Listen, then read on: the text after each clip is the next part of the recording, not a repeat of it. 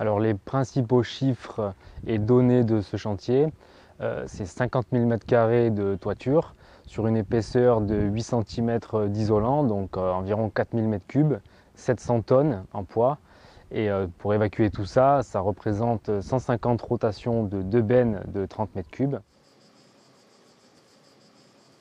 Alors je sais que chez Rockwool, ils communiquaient pas mal sur la solution Rockcycle, notamment sur la gestion des chutes d'isolant et des palettes.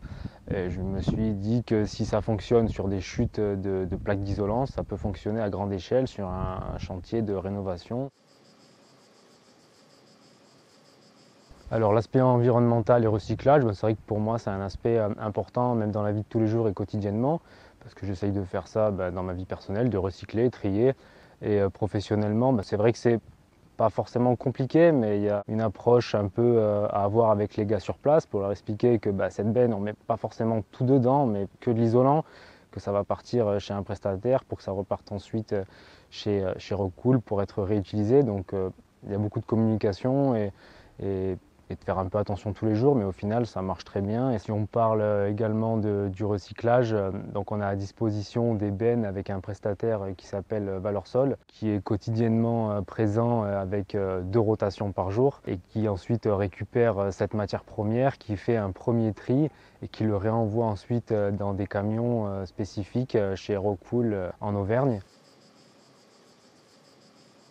Sur ce chantier, nous avons été sollicités pour répondre sur un isolant support d'étanchéité sur lequel au-dessus, il y aura une centrale photovoltaïque. Dans ce cadre-là, les produits utilisés sont les produits de la gamme Rock Acier CNU, des produits de forte densité capables d'être appliqués pour des chantiers photovoltaïques. Rockwool a lancé le service Rockcycle depuis 10 ans et depuis 2 ans, nous sommes désormais en mesure de proposer le Rockcycle en rénovation.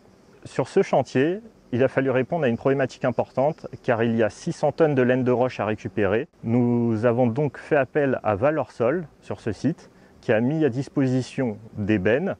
Il y a plusieurs rotations de bennes par semaine et ensuite Valorsol livre dans notre usine selon notre cahier des charges cette laine de roche.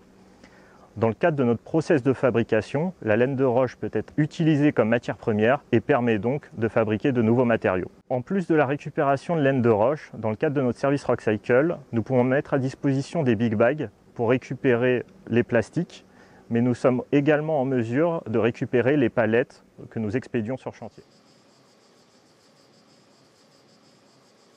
La laine de roche est utilisée en toiture terrasse, déjà principalement pour pouvoir répondre aux différentes problématiques incendie. De par sa nature, la laine de roche est constituée du basalte, qui est incombustible, et permet donc d'assurer la protection au feu du bâtiment.